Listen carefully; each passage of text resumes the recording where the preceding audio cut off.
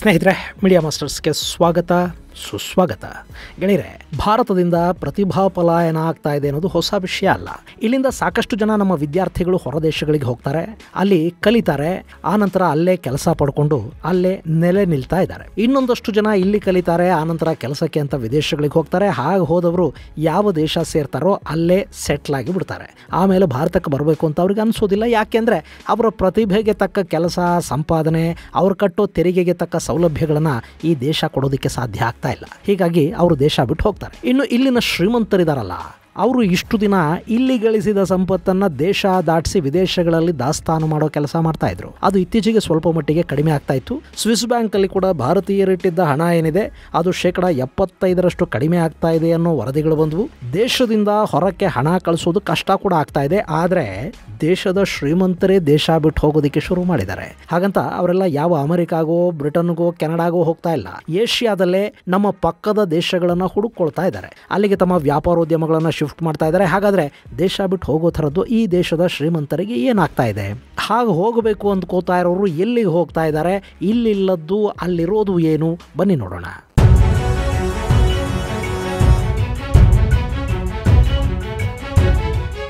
ಗೆಳೆಯರೆ, ಯಾವುದೇ ದೇಶಕ್ಕೂ ಕೂಡ ಪ್ರತಿಭೆ ಮತ್ತು ಶ್ರೀಮಂತಿಕೆ ಎರಡೂ ಕೂಡ ತುಂಬ ಮುಖ್ಯ ಆಗುತ್ತವೆ. ನಾವು ಯಾವ್ಯಾವುದೋ ಭ್ರಮೆಗಳಿಗೆ ಬಿದ್ದು ಪ್ರತಿಭೆಗಳನ್ನು ಕಮರಿಸುವ ಕೆಲಸ ಮಾಡಿದರೆ, ಅಥವಾ ದೇಶದ ಶ್ರೀಮಂತರು ಮತ್ತು ಅವರ ಸಂಪತ್ತು ದೇಶದಿಂದ ಹೊರ ಹೋಗೋದಕ್ಕೆ ಶುರುವಾದರೆ ಅಂಥ ದೇಶ ಬೆಳವಣಿಗೆಯಲ್ಲಿ ತುಂಬ ಹಿಂದುಳಿದು ಬಿಡುತ್ತೆ. ಇವತ್ತು ಭಾರತದ ವಿಷಯದಲ್ಲಿ ಕೂಡ ಸಣ್ಣಗಂಥದ್ದೊಂದು ಆತಂಕ ಶುರುವಾಗ್ತಾ ಇರೋದು. ಯಾಕೆಂದರೆ ಇಷ್ಟು ದಿನ ಬರೀ ಪ್ರತಿಭಾ ಪಲಾಯನವನ್ನು ಮಾತ್ರ ನೋಡ್ತಾ ಇದ್ದ ದೇಶ ಈಗ ಶ್ರೀಮಂತರ ಪಲಾಯನವನ್ನು ನೋಡಬೇಕಾಗಿ ಬರ್ತಾ ಇದೆ. ನಮಗೆಲ್ಲ ಗೊತ್ತಿರೋ ಹಾಗೆ ಭಾರತ ವಿಶ್ವದ 5ನೇ ಅತಿ ದೊಡ್ಡ ಆರ್ಥಿಕತೆ. ಕಳೆದ 10-15 ವರ್ಷಗಳ ಹಿಂದೆ ಜಗತ್ತಿನ ಬಲಹೀನ ಆರ್ಥಿಕತೆಗಳ ಪಟ್ಟಿಯಲ್ಲಿ ಸ್ಥಾನ ಪಡ್ಕೊಂಡಿದ್ದು ಭಾರತ ಈಗ ಬಲಿಷ್ಠ ಆರ್ಥಿಕತೆಗಳ ಪೈಕಿ ಒಂದು ಅನ್ನಿಸ್ಕೊಳ್ತಾ ಇದೆ. ನಮ್ಮ GDP ಕೂಡ ಹೆಚ್ಚಾಗ್ತಾ ಇದೆ. ಅಫ್ಕೋರ್ಸ್ ಪಶ್ಚಿಮದ ದೇಶಗಳಿಗೆ ಹೋಲಿಕೆ ಮಾಡಿದರೆ ನಮ್ಮ ತಲಾದಾಯ ಕಡಿಮೆ ಇರಬಹುದು. ಅದಕ್ಕೆ ಕಾರಣ ನಮ್ಮ ಜನಸಂಖ್ಯೆ ಹೆಚ್ಚು ಅನ್ನೋದು. ಅರೆ, ಚೈನಾದಲ್ಲೂ ಜನಸಂಖ್ಯೆ ಹೆಚ್ಚೇ ಇದೆಯಲ್ಲ, ಅಲ್ಲಿ ಯಾಕೆ ನಮಗಿಂತ ಹೆಚ್ಚು ತಲಾದಾಯ ಇದೆ ಅಂತ ಕೇಳಿದರೆ ಅದು ಚೈನಾ ಹೀಗಾಗಿ ಇದೆ. ಅಲ್ಲಿ ಪ್ರಜಾಪ್ರಭುತ್ವ ಇಲ್ಲ, ಎಲ್ಲ ಜನರನ್ನ ಅವರು ದುಡಿಮೆಗೆ ಹಚ್ತಾರೆ. ಹೀಗಾಗಿ ಚೈನಾದಲ್ಲಿ ತಲಾದಾಯ ನಮಗಿಂತ ಹೆಚ್ಚಿದೆ. ಇನ್ನು ಭಾರತದಲ್ಲಿ ಬಡತನ ಹೆಚ್ಚಿದೆ ಅನ್ನೋದು ಸುಳ್ಳಲ್ಲ. ದಿನಕ್ಕೆ 200 ರೂಪಾಯಿ ಕೂಡ ದುಡಿಯೋದಕ್ಕೆ ಸಾಧ್ಯವಾಗದ ಕೋಟ್ಯಂತರ ಮಂದಿ ನಮ್ಮ ದೇಶದಲ್ಲಿದ್ದಾರೆ. ಹಾಗೆ ನಮ್ಮಲ್ಲಿ ಶ್ರೀಮಂತರ ಸಂಖ್ಯೆ ಕೂಡ ಚಿಕ್ಕದೇನಲ್ಲ. ನಾವು 140 ಕೋಟಿ ಮಂದಿ ಇದ್ದೀವಿ. ಅದರಲ್ಲಿ 1% ಅಂದರೂ ಕೂಡ 1.4 ಕೋಟಿ ಮಂದಿ ಶ್ರೀಮಂತರು ನಮಗೆ ಸಿಗ್ತಾರೆ. ಅದರಲ್ಲೂ ಒಂದು ಅಂದಾಜಿನ ಪ್ರಕಾರ ಭಾರತದಲ್ಲಿ ಪ್ರತಿದಿನ 70 ಹೊಸ ಮಿಲೇನಿಯರ್ಗಳು ಹುಟ್ಟುಕೊಳ್ತಾ ಇದ್ದಾರಂತೆ. ಇವರಲ್ಲದೆ 2034ರ ಹೊತ್ತಿಗೆ ಭಾರತದಲ್ಲಿ ಮಿಲೇನಿಯರ್ಗಳ ಸಂಖ್ಯೆ 85% ಹೆಚ್ಚಾಗುತ್ತೆ ಅಂತ ಹೇಳ್ತಾ ಇದ್ದಾರೆ. ಅಂದರೆ ಈಗ ಭಾರತದಲ್ಲಿರೋದಕ್ಕಿಂತ 2 ಪಟ್ಟು ಹೆಚ್ಚು ಮಿಲೇನಿಯರ್ಗಳು ಭಾರತದಲ್ಲಿ ಸಿಗ್ತಾರೆ. ಹೀಗೊಂದು ಕಡೆ ಭಾರತದ ಬಗ್ಗೆ ಆಶಾದಾಯಕ ಕಥನಗಳು ಹುಟ್ಟುತ್ತಾ ಇದ್ರೆ, ಮತ್ತೊಂದು ಕಡೆ ಇಲ್ಲಿಂದ ಹೊರ ಹೋಗ್ತಾ ಇರೋ ಶ್ರೀಮಂತರ ಪಟ್ಟಿ ಕೂಡ ಬೆಳೀತಾ ಹೋಗ್ತಾ ಇದೆ. ಭಾರತದ ಬಿಲಿಯನಿಯರ್ ವರ್ಗ ಇಲ್ಲಿ ದುಡಿದ ಹಣವನ್ನ ಇಲ್ಲಿ ಇನ್ವೆಸ್ಟ್ ಮಾಡಿ ಇನ್ನೂ ಒಂದಷ್ಟು ಉದ್ಯೋಗಗಳನ್ನು ಇಲ್ಲಿ ಸೃಷ್ಟಿ ಮಾಡ್ತಾರೆ. ಮತ್ತೊಂದಷ್ಟು ಜನ ಮಧ್ಯಮ ವರ್ಗದವರು ಮೇಲೆ ಬರುವುದಕ್ಕೆ ಸಹಾಯ ಮಾಡ್ತಾರೆ ಅಂದ್ಕೊಂಡ್ರೆ ಅವರು ದೇಶದಿಂದ ಹೊರ ಹೋಗಿ ವಿದೇಶಗಳಲ್ಲಿ ಹೂಡಿಕೆ ಮಾಡಿ ಅಲ್ಲಿ ತಮ್ಮ ವ್ಯಾಪಾರ ವಹಿವಾಟುಗಳನ್ನು ಬೆಳೆಸ್ಕೊಳ್ಳೋ ಪ್ರಯತ್ನವನ್ನ ಆರಂಭಿಸಿದ್ದಾರೆ. ಕಳೆದ ವರ್ಷ ಸರಿಸುಮಾರು 5100 ಮಂದಿ ಮಿಲೇನಿಯರ್ಗಳು ಭಾರತವನ್ನ ಬಿಟ್ಟು ಹೋಗಿದ್ರು.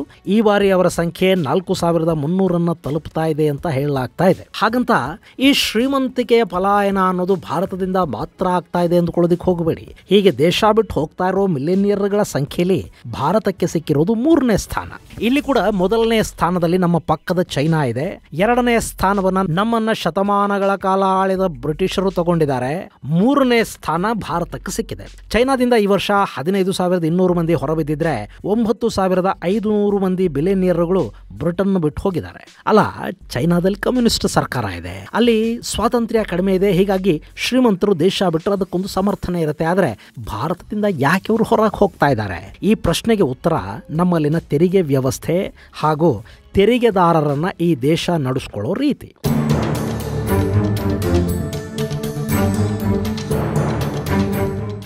ಭಾರತದ ಜನಸಂಖ್ಯೆ 140 ಕೋಟಿ, ಅಂದ್ರೆ ಅಂದಾಜು 30 ಕೋಟಿ ಕುಟುಂಬಗಳು ಭಾರತದಲ್ಲಿವೆ ಅಂತ ನಾವು ಲೆಕ್ಕ ಹಾಕಿದ್ರೆ ಅದರಲ್ಲಿ ಆದಾಯ ತೆರಿಗೆಯನ್ನ ಕಟ್ತಾ ಇರೋರ ಸಂಖ್ಯೆ 10% ಕೂಡ ಇಲ್ಲ. ತೆರಿಗೆ ಇಲಾಖೆಯ ಲೆಕ್ಕಾಚಾರಗಳ ಪ್ರಕಾರ ಐಟಿ ಫೈಲ್ ಮಾಡ್ತಾ ಇರೋರು ಸುಮಾರು 8 ಕೋಟಿ ಜನ, ಆದಾಯ ತೆರಿಗೆಯನ್ನು ಪಾವತಿ ಮಾಡ್ತಾ ಇರೋರು ಸುಮಾರು 2.2 ಕೋಟಿ ಮಂದಿ. ಈ 2.25 ಕೋಟಿ ಮಂದಿಯಲ್ಲಿ ಅತಿ ಹೆಚ್ಚು ಮಧ್ಯಮ ವರ್ಗಕ್ಕೆ ಸೇರಿದವರೇ ಇದ್ದಾರೆ. ಅವರು ದುಡಿದ ಹಣದಲ್ಲಿ ಒಂದಷ್ಟು ಹಣವನ್ನ ಸರ್ಕಾರಕ್ಕೆ ತೆರಿಗೆ ರೂಪದಲ್ಲಿ ಕಟ್ತಾರೆ. ಅವರಿಗೆ ಬರೋ ಸಂಬಳ ತೆರಿಗೆ ಕಡಿತಗೊಂಡೇ ಬರುತ್ತೆ.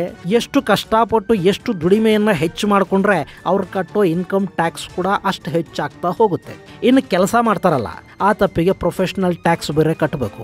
ದುಡಿತೀವಿ, ತೆರಿಗೆ ಕಟ್ಟಬೇಕು, ಕಟ್ಟೋಣ. ಆದರೆ ಈ ತೆರಿಗೆದಾರ ಮಧ್ಯಮ ವರ್ಗ ಇದೆಯಲ್ಲ, ಇದಕ್ಕೆ ಸರ್ಕಾರ ಏನು ಕೊಡ್ತಾ ಇದೆ? ಗೆಳೆಯರೆ, ಈ ದೇಶದಲ್ಲಿ ನೀವು ಸುಖವಾಗಿರಬೇಕು ಅಂದ್ರೆ ಒಂದು ಅತಿ ಶ್ರೀಮಂತರಾಗಿರ್ಬೇಕು ಅಥವಾ ಅತಿ ಬಡವರಾಗಿರ್ಬೇಕು. ಅತಿ ಶ್ರೀಮಂತರಾದ್ರೆ ನಿಮಗೆ ಕಷ್ಟ ಏನು ಅನ್ನೋದು ಕೂಡ ಗೊತ್ತಾಗದ ಹಾಗೆ ಬದುಕೋದಕ್ಕೆ ಸಾಧ್ಯ ಆಗುತ್ತೆ. ಈ ಶ್ರೀಮಂತಿಕೆಯನ್ನು ಹೆಚ್ಚು ಮಾಡ್ಕೊಳ್ಳೋದಕ್ಕೆ ಬ್ಯಾಂಕ್ಗಳಿಂದ ಕೇಳಿದಷ್ಟು ಸಾಲ ಕೂಡ ಸಿಗುತ್ತೆ. ಬಡವ ಆದ್ರೆ ಸರ್ಕಾರ ಎಲ್ಲವನ್ನು ಉಚಿತವಾಗಿ ಕೊಡುತ್ತೆ. ಕನಿಷ್ಠ ಪಕ್ಷ ರೇಷನ್ ಆದರೂ ಫ್ರೀ ಆಗಿ ಸಿಕ್ಕೇ ಸಿಗುತ್ತೆ. ಹೀಗಾಗಿ ಹಸಿವಿನ ಸಮಸ್ಯೆ ಇರೋದಿಲ್ಲ. ಆದ್ರೆ ಮಧ್ಯಮ ವರ್ಗ ಇದೆ ನೋಡಿ, ಅವರು ಪಾಡುವ ದೇವರಿಗೆ ಪ್ರೀತಿ ಕಣ್ರಿ. ದುಡಿಯುವಾಗ ಸರ್ಕಾರ ಟ್ಯಾಕ್ಸ್ ಅನ್ನು ಕಿತ್ಕೊಳ್ಳುತ್ತೆ. ಅದಕ್ಕೆ ಪ್ರತಿಯಾಗಿ ಸರ್ಕಾರ ಏನಾದರೂ ಕೊಡುತ್ತಾ? ಟ್ಯಾಕ್ಸ್ ಕಟ್ಟೋರಿಗೆ BPL ಕಾರ್ಡ್ ಇಲ್ಲ. BPL ಇಲ್ಲ ಅಂದ್ರೆ ಸರ್ಕಾರದ ಬೇರೆ ಯಾವ ಸೌಲಭ್ಯಗಳು ಸಿಗೋದಿಲ್ಲ. ಕಡೆಗೆ ಹೆಲ್ತ್ ಕೂಡ ಫ್ರೀ ಇಲ್ಲ. ಅದಕ್ಕೆ ಅವರೇ ಇನ್ಶೂರೆನ್ಸ್ ಮಾಡಿಕೊಂಡು ಅವ್ರ ದುಡ್ಡನ್ನು ಅವರೇ ಕಟ್ತಾ ಹೋಗಬೇಕು. ಶಿಕ್ಷಣ ನಮ್ಮ ದೇಶದಲ್ಲಿ ಅದರ ಪರಿಸ್ಥಿತಿ ಹೇಗಿದೆ ಅನ್ನೋದು ನಿಮಗೆ ಗೊತ್ತಿದೆ. ಸರ್ಕಾರದ ಸಬ್ಸಿಡಿಗಳು, ಗ್ಯಾರಂಟಿಗಳು ಇವು ಯಾವು ಕೂಡ ತೆರಿಗೆ ಕಟ್ಟೋರಿಗೆ ಸಿಗೋದಿಲ್ಲ. ಹೋಗ್ಲಿ, ದುಡಿಯುವಾಗ ತೆರಿಗೆ ಕಟ್ತೀವಲ್ಲ, ನಾಳೆ ನಮಗೆ ದುಡಿಯೋದಕ್ಕೆ ಆಗದ ಪರಿಸ್ಥಿತಿ ಬಂತು, ಕೆಲಸ ಹೋಯ್ತು ಅಂದ್ರೆ ಆಗ ನಮ್ಮ ನೆರವಿಗೆ ತೆರಿಗೆ ಪೀಕಿದು ಸರ್ಕಾರ ಏನಾದರೂ ಬರುತ್ತಾ? ಖಂಡಿತ ಇಲ್ಲ. ಇಲ್ಲಿ ಸಮಸ್ಯೆ ಏನು ಅಂದ್ರೆ ಯಾರು ದುಡಿತಾನೆ ಅವನನ್ನು ಪೀಕ್ತಾರೆ. ಇನ್ನು ಮಧ್ಯಮ ವರ್ಗ ಇದೆಯಲ್ಲ, ಅದಕ್ಕೆ ಸ್ವಲ್ಪ ಆತ್ಮಗೌರವ ಅನ್ನೋದು ಹೆಚ್ಚು. ಅದು ಕೊಡೋ ಕೈ. ಹಿಂಗಾಗಿ ಅವರಿಗೆ ಉಚಿತಗಳಿಗಾಗಿ ಸಾಲಲ್ಲಿ ನಿಲ್ಲೋದಕ್ಕೆ ಸಾಧ್ಯ ಆಗೋದಿಲ್ಲ. ನೋಡಿದ 4 ಜನ ಏನಂತ ಕಂಡು ಬಿಡ್ತಾರೋ ಅನ್ನೋ ಬಿಂಕ. ಇಲ್ಲಿ ಬದುಕಿಗಾಗಿ ಪ್ರತಿನಿತ್ಯ ಬಡದಾಡೋದು ಈ ಮಧ್ಯಮ ವರ್ಗದ ಜನನೇ. ನಮ್ಮಂಗೆ ನಮ್ಮ ಮಕ್ಕಳು ಮಧ್ಯಮ ವರ್ಗದಲ್ಲೇ ಇರಬಾರ್ದು, ಅವರಾದರೂ ಶ್ರೀಮಂತರಾಗಲಿ ಅಂತ ಅವರನ್ನ ಖಾಸಗಿ ಶಾಲೆಗಳಿಗೆ ಸೇರಿಸೋದಕ್ಕೆ ಹೋಗ್ತಾರೆ. ಅದಕ್ಕೆ ಸಿಕ್ಕಾಪಟ್ಟೆ ಫೀಸು. ಅದಕ್ಕಾಗಿ ಮತ್ತೆ ಹೆಚ್ಚು ಹೆಚ್ಚು ದುಡಿಬೇಕು. ಆರೋಗ್ಯಕ್ಕಾಗಿ ಖಾಸಗಿ ಆಸ್ಪತ್ರೆಗಳಿಗೆ ಹೋಗಬೇಕು. ಅವರಿಗೆ ಉಚಿತ ಟ್ರೀಟ್ಮೆಂಟ್ ಇಲ್ಲ. ಕಷ್ಟಪಟ್ಟು ದುಡಿದು ಆರೋಗ್ಯ ಕೆಡಿಸ್ಕೊಂಡು ಅಲ್ಲಿ ದುಡಿದನ್ನೆಲ್ಲ ಆಸ್ಪತ್ರೆ ಕೈ ಕೊಟ್ಟು ವೃದ್ಧಾಪ್ಯದಲ್ಲಿ ಮತ್ತೆ ಕೈ ಖಾಲಿ ಮಾಡಿಕೊಂಡು ಮನೇಲಿ ಕೂತ್ಕೋಬೇಕು. ಅಥವಾ ಹೆಂಗೂ ನಾಳೆ ಗ್ಯಾರಂಟಿ ಆರೋಗ್ಯ ಕೆಟ್ಟೇ ಕೆಡುತ್ತೆ ಅಂತ ಹೆಲ್ತ್ ಇನ್ಶೂರೆನ್ಸ್ ಅನ್ನು ಮಾಡಿಸ್ಕೊಂಡು ಅದಕ್ಕೆ ಪ್ರತಿ ವರ್ಷ ಹಣ ತೆರ್ತಾ ಹೋಗಬೇಕು. ಏನು ಸಿಗ್ತಾ ಇದೆ ರೀ ಮಧ್ಯಮ ವರ್ಗಕ್ಕೆ? ಅಂದ್ರೆ ತೆರಿಗೆ ಕಟ್ಟುವ ವರ್ಗಕ್ಕೆ ಸರ್ಕಾರ ಏನು ಕೊಡ್ತಾ ಇದೆ? ಕನಿಷ್ಠ ಆರೋಗ್ಯ ಶಿಕ್ಷಣವನ್ನಾದರೂ ಅವರಿಗೆ ಉಚಿತವಾಗಿ ಒದಗಿಸುವ ಕೆಲಸನ ನಮ್ಮ ಸರ್ಕಾರ ಮಾಡ್ತಾ ಇದೆಯಾ? ಏನೂ ಇಲ್ಲದೆ ದುಡಿದ ಹಣದಲ್ಲಿ 40%ವರೆಗೆ ತೆರಿಗೆ ಕಟ್ಟಬೇಕು ಅಂದ್ರೆ ಯಾರಿಗೆ ತಾನೇ ಖುಷಿ ಆಗತ್ತೆ ಹೇಳಿ? ಹೀಗೆ ನಮ್ಮ ದೇಶದಲ್ಲಿ ಮಧ್ಯಮ ವರ್ಗ ಕಣ್ಣೀರು ಹಾಕ್ತಾ ಇದ್ರೆ ನಮ್ಮ ದೇಶದ ಶ್ರೀಮಂತ ವರ್ಗ ಇದೆಯಲ್ಲ, ಅವರು ಈ ದೇಶದಲ್ಲಿ ದುಡ್ಕೊಂಡಿರೋ ಹಣ ತಗೊಂಡು ಬೇರೆ ದೇಶಕ್ಕೆ ಪಲಾಯನ ಮಾಡ್ತಾ ಇದ್ದಾರೆ. ಇನ್ನು ಹೀಗೆ ಹೊರಗೆ ಹೋಗಬೇಕು ಅಂತ ಬಯಸ್ತಾ ಇರೋ ದುಡಿಯುವ ವರ್ಗ ಮತ್ತು ಶ್ರೀಮಂತ ವರ್ಗ ಇದೆ ನೋಡಿ, ಅವರೆಲ್ಲ ಕೂಡ ಅಷ್ಟ ಕಷ್ಟಗಳನ್ನು ಅನುಭವಿಸಿದ ಮಧ್ಯಮ ವರ್ಗದಿಂದ ಎದ್ದು ಬಂದವ್ರೆ ಅನ್ನೋದು ಇಲ್ಲಿ ಗಮನಾರ್ಹ ಅಂಶ.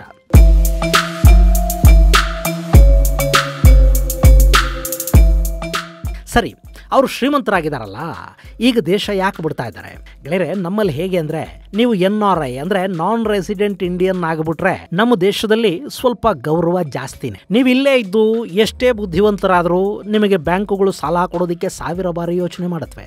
ಅದೇ NRI ಆಗಿ ನೋಡಿ, ನಮ್ಮ ಸರ್ಕಾರಗಳು ಬ್ಯಾಂಕುಗಳು ಕೊಡೋ ಮರ್ಯಾದೆನೇ ಬೇರೆ. ಇಲ್ಲಿ ಒಬ್ಬ MLAನು ಭೇಟಿ ಮಾಡಬೇಕು ಅಂದರೆ ನೀವು ಅವನ ಮನೆ ಮುಂದೆ ನಿಂತು ಕಾಯಬೇಕು. ಅದೇ NRI ಆದರೆ ನೀವಿರೋ ದೇಶಕ್ಕೆ ಬರೋ ನಿಮ್ಮ ಪ್ರಧಾನಿನ ನೀವು ಸುಲಭವಾಗಿ ಭೇಟಿ ಕೂಡ ಮಾಡಿಬಿಡಬಹುದು. ಇನ್ನು ನೀವು ಬೇರೆ ದೇಶಕ್ಕೆ ಹೋಗಿ ಅಲ್ಲಿ ಹೂಡಿಕೆ ಮಾಡ್ತೀವಿ ಅಂದರೆ ನಿಮಗೆ ಆ ದೇಶಗಳು ಕೂಡ ರಾಜಮರ್ಯಾದೆ ಕೊಡುತ್ತವೆ. ಅಲ್ಲಿ ತೆರಿಗೆ ರಿಯಾಯಿತಿಗಳು ಸಿಗುತ್ತವೆ, ಬೇರೆ ಸೌಲಭ್ಯಗಳು ಕೂಡ ನಿಮಗೆ ಸಿಗುತ್ತಾ ಹೋಗುತ್ತವೆ. ಬರೀ $10 ಲಕ್ಷ ಹಣವನ್ನು ವಿದೇಶಗಳಲ್ಲಿ ಹೂಡೋದಕ್ಕೆ ನಿಮಗೆ ಸಾಧ್ಯ ಆಗಿಬಿಟ್ರೆ ಆ ದೇಶಗಳು ನಿಮ್ಮನ್ನು ನೋಡೋ ರೀತಿನೇ ಬದಲಾಗಿ ಹೋಗುತ್ತೆ. ಹೀಗಾಗಿ ಭಾರತದ ಶ್ರೀಮಂತರು ವಿದೇಶಗಳ ಕಡೆಗೆ ಆಕರ್ಷಿತರಾಗ್ತಾ ಇದ್ದಾರೆ. ಇನ್ನು ಭಾರತ ಒಂದೇ ಅಲ್ಲ, ಬೇರೆಲ್ಲ ದೇಶಗಳಿಂದ ಹೊರಗೆ ಹೋಗಬೇಕು ಅಂದ್ಕೋತಿರೋ ಈ ಶ್ರೀಮಂತ ವರ್ಗ ಇದೆಯಲ್ಲ, ಇವರು ಅತಿ ಹೆಚ್ಚು ಮಹತ್ವವನ್ನು ಕೊಡ್ತಾ ಇರೋದು ಸುರಕ್ಷತೆಗೆ, ಆರೋಗ್ಯಕ್ಕೆ, ಸಂಸ್ಕೃತಿಗೆ ಮತ್ತು ತೆರಿಗೆ ವಿನಾಯಿತಿಗಳ ಕಡೆಗೆ. ಅಂಥ ದೇಶಗಳ ಪಟ್ಟಿಲಿ ಕೆನಡಾ, ಅಮೆರಿಕ, ಆಸ್ಟ್ರೇಲಿಯಾ, ಸಿಂಗಪೂರ್ ಇಂಥ ದೇಶಗಳಿವೆ. ಆದರೆ ಇತ್ತೀಚಿನ ಜಾಗತಿಕ ನವಶ್ರೀಮಂತ ವರ್ಗ ಏನಿದೆ ಅವರು ಆಯ್ಕೆ ಮಾಡಿಕೊಳ್ತಾ ಇರೋದು ಈ ಯಾವ ದೇಶಗಳನ್ನು ಅಲ್ಲ, ಬದಲಿಗೆ ಯುನೈಟೆಡ್ ಅರಬ್ ಎಮಿರೇಟ್ಸ್ ಅನ್ನ. ಎಮಿರೇಟ್ಸ್ಗೆ ಈ ವರ್ಷ ಹೋಗಿರೋ ಆಧುನಿಕ ಶ್ರೀಮಂತರ ಸಂಖ್ಯೆ 85% ಹೆಚ್ಚಾಗಿದೆ ಅನ್ನೋ ಮಾಹಿತಿಯನ್ನ ಅಲ್ಲಿನ ಸರ್ಕಾರ ಕೊಟ್ಟಿದೆ. ಈ ವರ್ಷ ಬರೋಬ್ಬರಿ 6,700 ಮಿಲೇನಿಯರ್ಗಳನ್ನು ಆಕರ್ಷಿಸುವ ಗುರಿಯನ್ನ ದುಬೈ ಹಾಕೊಂಡಿತ್ತು. ಈಗಾಗಲೇ ಒಂದಷ್ಟು ಜನ ಅಲ್ಲಿಗೆ ಹೋಗಿ ಆಗಿದೆ. ಅಲ್ಲಿ ಭಾರತದಷ್ಟು ತೆರಿಗೆ ಇಲ್ಲ, ಶ್ರೀಮಂತಿಕೆ ಇದೆ ಅಂದ ಮೇಲೆ ಸೇಫ್ಟಿ ಬೇಕು, ಅದನ್ನ ಅಲ್ಲಿನ ಕಾನೂನುಗಳು ಕೊಡ್ತಾ ಇವೆ. ಅಲ್ಲಿ ಉತ್ತಮ ಶಿಕ್ಷಣ ಮತ್ತು ಆರೋಗ್ಯ ಸಿಗ್ತಾ ಇದೆ. ಅಲ್ಲಿನ ಲೈಫ್ ಸ್ಟೈಲ್ ಇಲ್ಲಿಗಿಂತ ಚೆನ್ನಾಗಿದೆ. ಅಲ್ಲಿ ಹೂಡಿಕೆ ಮಾಡಿದರೆ ಗೋಲ್ಡನ್ ವೀಸಾ ಬೇರೆ ಸಿಗುತ್ತೆ. ಅದಕ್ಕಿಂತ ಇನ್ನೇನು ಬೇಕು? ಜಾಗತಿಕ ವ್ಯಾಪಾರಕ್ಕೆ ಬೇಕಾದ ಸಂಪರ್ಕಗಳಲ್ಲಿ ಬೆಳೆಯುತ್ತವೆ. ವ್ಯಾಪಾರ ಅಭಿವೃದ್ಧಿಗೆ ಅಲ್ಲಿ ಅವಕಾಶಗಳು ಹೆಚ್ಚಿವೆ. ಹೀಗಾಗಿ ಭಾರತ ಸೇರಿದ ಹಾಗೆ ನಾನಾ ದೇಶಗಳ ಶ್ರೀಮಂತ ವರ್ಗ ಯುನೈಟೆಡ್ ಅರಬ್ ಎಮಿರೇಟ್ಸ್ ಕಡೆಗೆ ಹೆಚ್ಚು ಆಕರ್ಷಿತರಾಗ್ತಾ ಇದ್ದಾರೆ. ಹಾಗೆ ಅಮೆರಿಕ, ಕೆನಡಾ, ಆಸ್ಟ್ರೇಲಿಯಾ ಹಾಗೂ ಸಿಂಗಪೂರ್ಗಳಿಗೆ ಕೂಡ ಹೋಗ್ತಾ ಇದ್ದಾರೆ. ಈ ಜಗತ್ತಿನ ನಾನಾ ಭಾಗಗಳಿಂದ ಟ್ಯಾಕ್ಸ್ ಹೆವೆನ್ಗಳನ್ನು ಹುಡುಕೊಂಡು ಹೋದ ಹೈ ನೆಟ್ವರ್ತ್ ಇಂಡಿವಿಜುವಲ್ಸ್ ಸಂಖ್ಯೆ 1.25 ಲಕ್ಷ ಅಂತ ಹೇಳಲಾಗ್ತಾ ಇದೆ. ನಾವು ಸಂತೋಷ ಪಡಬೇಕಾದ ವಿಷಯ ಏನು ಅಂದರೆ, ಈ 1.25 ಲಕ್ಷದಲ್ಲಿ ನಮ್ಮ ಭಾರತದಿಂದ ಹೋಗ್ತಾ ಇರೋದು ಬರೀ 4,300 ಮಂದಿ ಮಾತ್ರ ಅನ್ನೋದು. ಅಲ್ಲ, ಇವರೆಲ್ಲ ಹೀಗೆ ಹೋಗೋದ್ರಿಂದ ದೇಶಕ್ಕೇನಾದರೂ ಸಮಸ್ಯೆ ಆಗತ್ತಾ? ಗೆಳೆಯರೆ, ಯಾವುದೇ ವ್ಯಾಪಾರೋದ್ಯಮಿ ಭಾರತದಲ್ಲಿನ ತನ್ನ ಎಲ್ಲ ವ್ಯಾಪಾರವನ್ನು ಮುಚ್ಚಿಕೊಂಡು ಬೇರೆ ದೇಶಕ್ಕೆ ಹೋಗ್ತಾ ಇಲ್ಲ. ಅವನ ವ್ಯಾಪಾರ ವಹಿವಾಟುಗಳು ಇಲ್ಲಿದ್ದೇ ಇರುತ್ತವೆ. ಭಾರತದ ಅವನ ಬೇರುಗಳು ಹಾಗೆ ಇರುತ್ತವೆ.